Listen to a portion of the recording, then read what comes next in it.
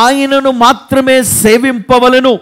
ఇంకా దేనికి కూడా మనము ఆ ప్లేస్ ఇవ్వకూడదు, ఎవరికి ఇవ్వద్దు ఆ ప్లేస్. దేవునికి మాత్రమే. ఆయన ఆరాధనకు యోగ్యుడు, యోగ్యత కలిగిన వాడు. మనం ఆరాధించేది ఆయననే. ఆయననే ఆరాధించాలి, ఆయననే ఘనపరచాలి, ఆయనను మహిమపరచాలి. కొంతమందికి ఇష్టం ఉండదు దేవుణ్ణి ఘనపరచడం, దేవుణ్ణి సేవించడం, దేవుణ్ణి స్తుతించడం, ప్రార్థించడం. టైం వేస్ట్ అనుకుంటారు. దేవుడు ఏం చేస్తున్నాడు నాకు అనుకుంటారు. కానీ దేవుడు నువ్వు చెయ్యు, నువ్వు ఏ విధంగా చెయ్యు, నీ సేవకుడు కదా. మీకు చెప్పినట్లు ప్రతి విషయాన్ని మీరు పాటించండి, ధర్మశాస్త్రము చొప్పున జరిగించు. హల్లెలూయా. అప్పుడు నీ ఆహారమును దేవుడు ఆశీర్వదిస్తాడు, సమృద్ధి. ఇంకా నీకు కొదువు ఉండదు. సంవత్సరానికి సరిపడే ఆహారము దేవుడు నీకు ముందుగానే సిద్ధపరుస్తాడు. సంవత్సరానికి సరిపడే ఆ డబ్బును దేవుడు నీకు ముందుగానే ఇస్తాడు. సంవత్సరానికి సరిపడే ఆ యొక్క దీవెనలన్నీ కూడా దేవుడు నీకు అనుగ్రహిస్తాడు. ఎవ్రీ ఇయర్ బ్లెస్ చేస్తూనే ఉంటాడు. ఏటేటా నువ్వు దీవించబడుతూనే ఉంటావు. అందుకనే మనం ఏం చేయాలి? ప్రతి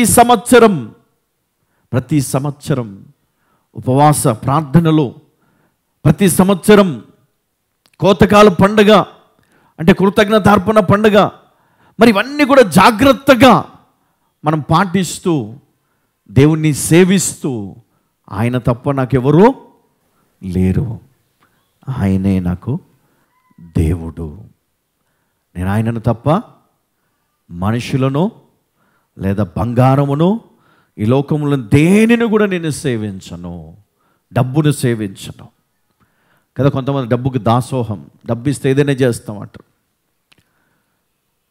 కానీ మనం అట్లా ఉండకూడదంట. నీకు దేవుడు కావాలా, డబ్బు కావాలంటే నువ్వు ఏం సెలెక్ట్ చేసుకోవాలా? వాస్తవానికి వస్తే, దేవుడా నీకు అన్నీ తెలుసు కదా, నా కష్టాలన్నీ తెలుసు కదా, ఈసారికి నన్ను క్షమించని లటక్కున పట్టుకొని వెళ్ళిపోతారు. అంతే కదమ్మా, వాస్తవం అట్లనే ఉంటుంది కదా. ఎవరు లేరు కదా. సపోజ్ మనం మీ అందరి ముందు పెట్టాను అనుకోండి, మనుషులు ఏడుచుకుంటా బాధతోటి, దేవుడా నన్ను క్షమించు, నువ్వు ఇచ్చిన ఆశీర్వాదాన్ని వదిలిపెట్టుకుంటున్నా అని బైబిల్ తీసుకొని వెళ్ళిపోతారు. అదే రహస్యంగా నేను పిలిచి ఇస్తే నువ్వు సెలెక్ట్ చేసుకునే డబ్బునే కదా. అందుకే అన్నాడు యేసుక్రీస్తు, ఏమన్నాడు? నువ్వు నన్ను వెంబడించాలంటే నీ ఆస్తిని బీదలకు ఇచ్చి, అమ్మేసి కదా వాళ్ళకి ఇచ్చి నువ్వు నన్ను వెంబడించు. అయ్యో అది మట్టుకు నా వల్ల కాదని వెళ్ళిపోయినాడు ఆ యవనస్తుడు, ఆ యవన ధనవంతుడు. కానీ ఈరోజు మనం అట్లా ఉండకూడదు అని దేవుని యొక్క ఉద్దేశం, దేవుని చిత్తమై ఉన్నది. కాబట్టి ఇదిగో ఆయనను సేవించు వారికి ఆహారము కొదువుగా ఉండదు, ఆరోగ్యము కొదువుగా ఉండదు. అందుకే ఇక్కడ ఏమన్నాడు? నీ దేవుడైన యెహోవానే సేవింపవలెను, అప్పుడు ఆయన నీ ఆహారమును నీ పానమును దీవించును, నేను నీ మధ్య నుండి రోగమును తొలగించదను. హల్లెలూయా.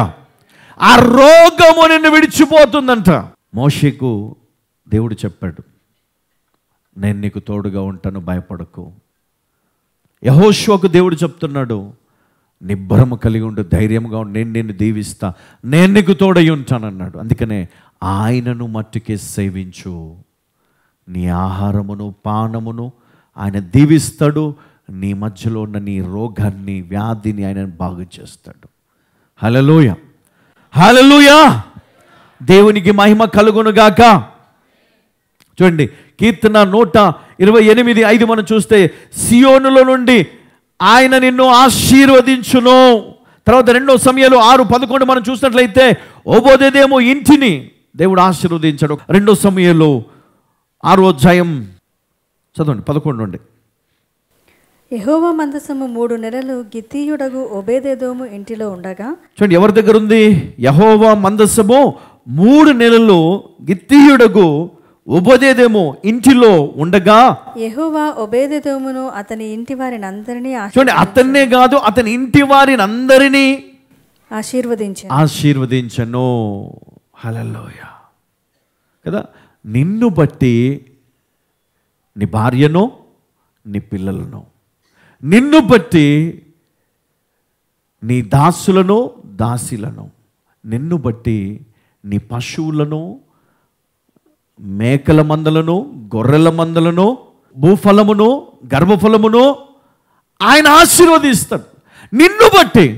అదేవిధంగా ఇక్కడ మనం చూస్తే ఓబోదెదోము ఇంటిలో 3 నెలలు మందసమును పెట్టుకున్నందుకు ఆయన బహుగా ఆశీర్వదించబడ్డాడు. ఈరోజు నీ ఇంట్లో ఒక్కరోజు కూడిక పెట్టుకోవడానికి నీకు మనసు రాదు, ఈగో అడ్డొస్తుంది, మనసు రాదు నీకు. ఎందుకు? ఇక్కడ 3 నెలలు మందసం ఇంట్లో ఉన్నందుకు ఆశీర్వదించాడు దేవుడు. సంవత్సరానికి ఒక్కసారైనా మన ఇంట్లో ఆ సన్నిధి ఉండాలా. ఆ మందస్సుమును బట్టి అనేకులు అక్కడ దేవుణ్ణి